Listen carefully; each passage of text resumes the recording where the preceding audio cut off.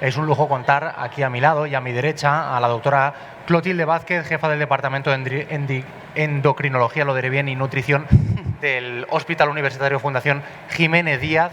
Siempre en el Mutua Madrid Open, con Quirón Salud de la mano, hemos tenido la oportunidad de tener charlas súper interesantes sobre temas que tienen que ver con el deporte, pero también con el día a día, con nuestra vida, y yo creo que son cosas que le interesan a todo el mundo. Yo, en primer lugar, quería agradecerte que estés aquí con nosotros, porque, bueno, sabemos que tenéis una agenda apretada y más un viernes por la tarde, así que muchísimas gracias en primer lugar. Gracias a vosotros, porque es un placer estar aquí, la verdad. La primera pregunta que quería hacerte es bastante sencilla a priori, pero nuclear en la conversación que vamos a tener a continuación, es cómo influye la alimentación en el rendimiento deportivo. Es una influencia decisiva. No es la única. Evidentemente, en el rendimiento deportivo hay factores genéticos, culturales, socioeconómicos, etcétera, pero de los factores ambientales, junto con el estado psicoemocional, la alimentación es súper importantísima, porque además es que nos alimentamos varias veces al día. Es decir, de otras cosas podemos pasar de, bueno, pues de no emocionarnos un día, pero de comer no podemos pasar si nos dedicamos al deporte, ¿no? Entonces es un factor decisivo, porque de comer bien a comer mal el rendimiento varía, pero radicalmente. Luego te pregunto por otras cuestiones que me interesan bastante, pero una de las básicas que creo que todos nos preguntamos siempre es ¿qué alimentos no deben faltar en el rendimiento de un jugador o de un atleta profesional?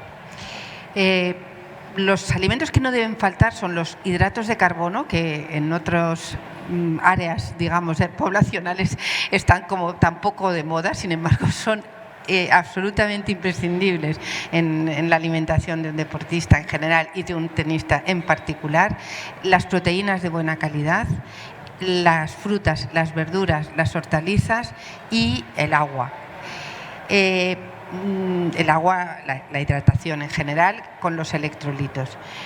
Pero a lo mejor se entiende mejor, o por lo menos a mí me gusta a veces explicarlo así, qué es lo que no debe estar, porque esto debe estar en la alimentación de todos, ¿no? O sea, realmente las recomendaciones, no dicho por mí, sino por la mayoría de las sociedades científicas, tanto de nutrición como de metabolismo, como del deporte, insisten en que las recomendaciones generales para un deportista no difieren mucho de las recomendaciones de la población general. Lo que pasa es que desgraciadamente la población general no las seguimos y el deportista tiene que seguirlas. Por lo tanto, ¿qué es lo que no tiene que estar en la alimentación de un deportista? Pues los alimentos procesados, las harinas refinadas, los platos preparados, las grasas de mala calidad, como las grasas trans, las grasas saturadas y supersaturadas, y bueno, pues el alcohol, salvo excepciones, eso es lo que no debe estar, ¿no? Luego te pregunto por otras fases, pero creo que es importante que hablemos primero del pre, del antes, de cómo debe ser la dieta antes de la competición.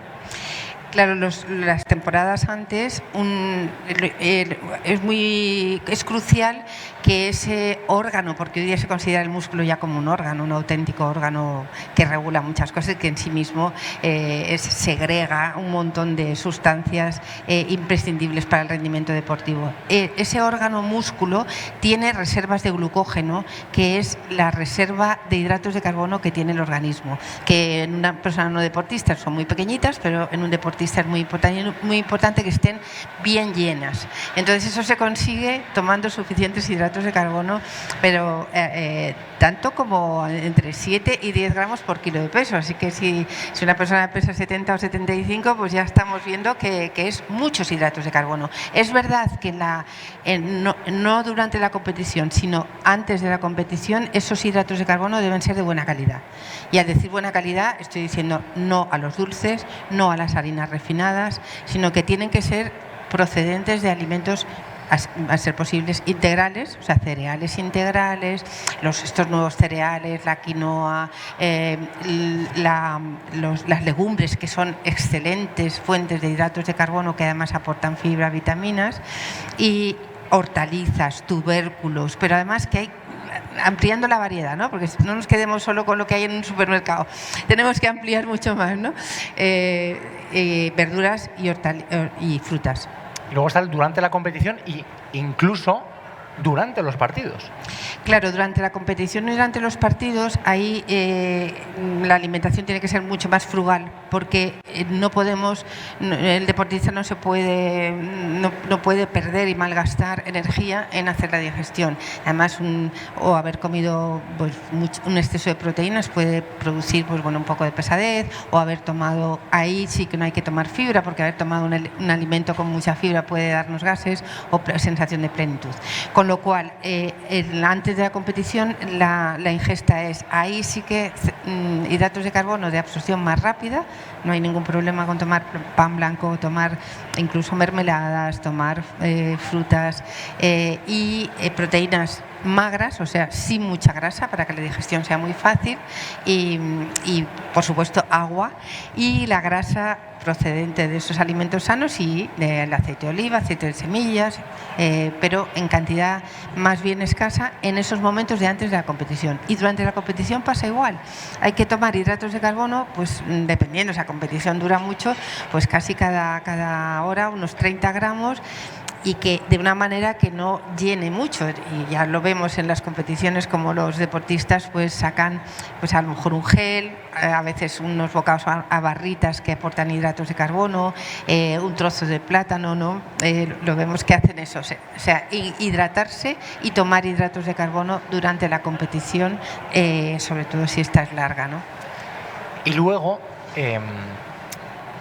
no es todo ABC, porque la competición, por ejemplo, aquí en el Mutua Madrid Open tiene muchos horarios diferentes en los torneos de tenis, y no es lo mismo jugar a las 10 de la mañana que hacerlo a las 10 de la noche. ¿Cómo afectan estos horarios y cómo varían en el cambio también de la dieta?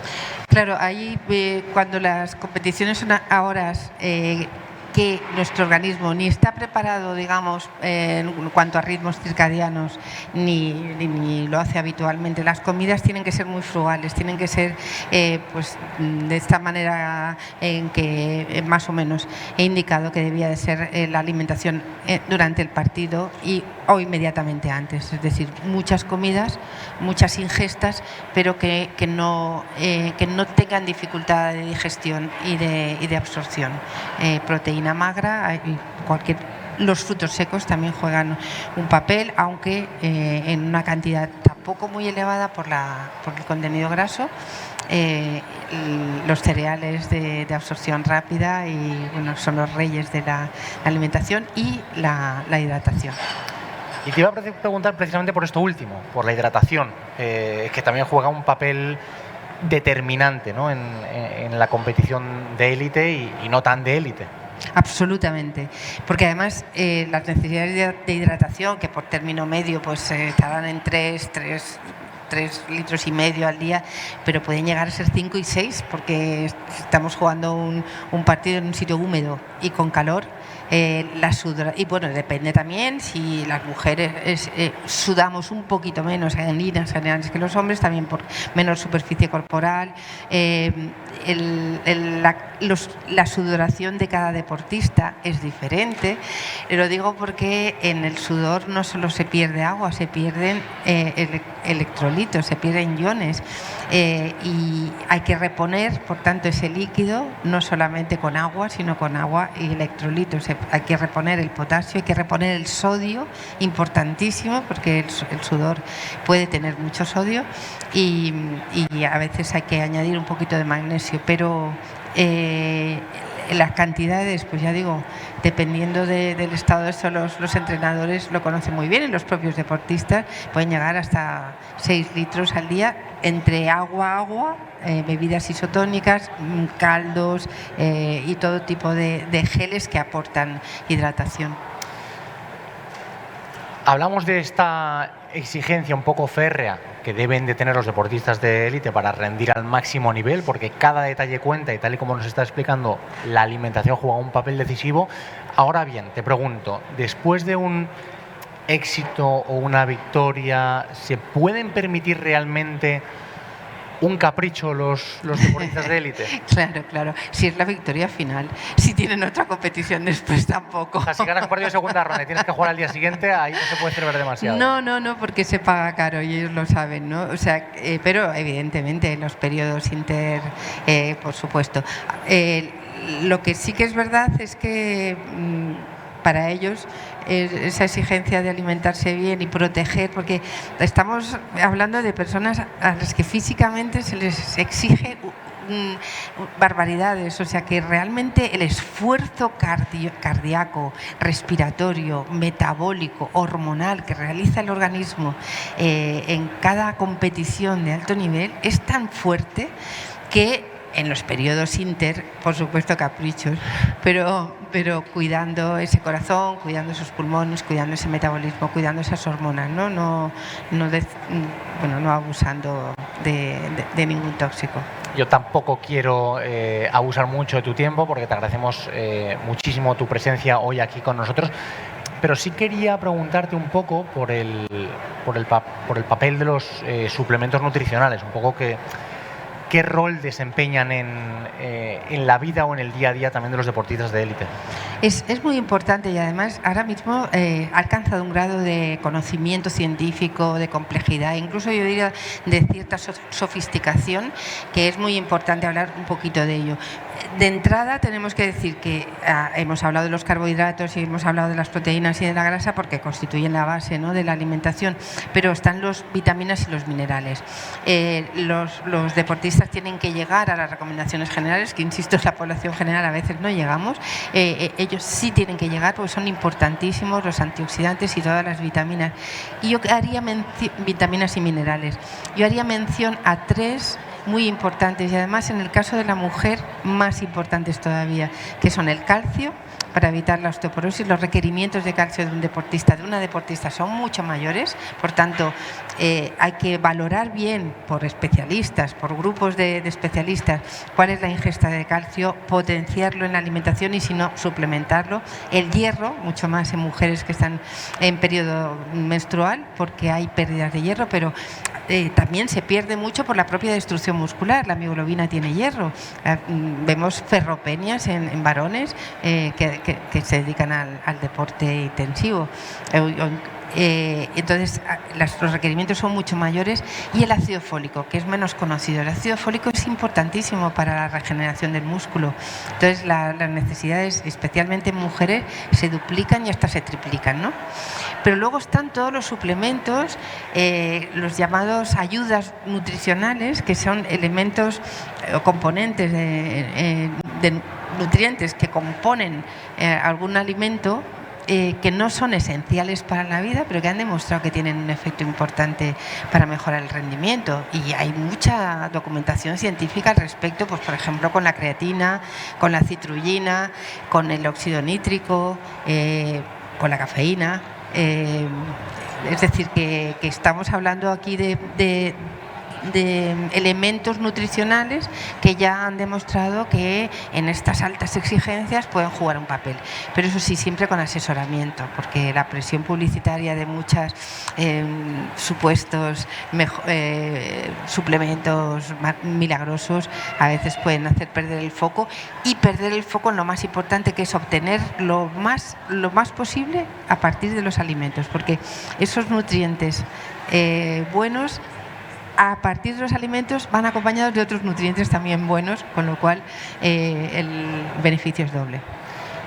Pues estamos súper agradecidos de toda esta explicación tan didáctica, tan importante y tan vital, para que todo el mundo que nos esté viendo entienda un poquito más cómo estos deportistas de élite en su día a día tienen un compromiso férreo con la alimentación, con la hidratación, con la seriedad en una faceta tan nuclear en su desarrollo, y conocer un poquito más nos acerca también un poquito más a ellos, ¿no?, a empatizar, claro que ¿no? sí. Porque al final nosotros en el día a día pues nos permitimos más caprichos de los que deberíamos, pero estos tipos que son extraordinarios en lo suyo se lo toman muy en serio porque es una parte, como tú nos has dicho, vital en su día a día.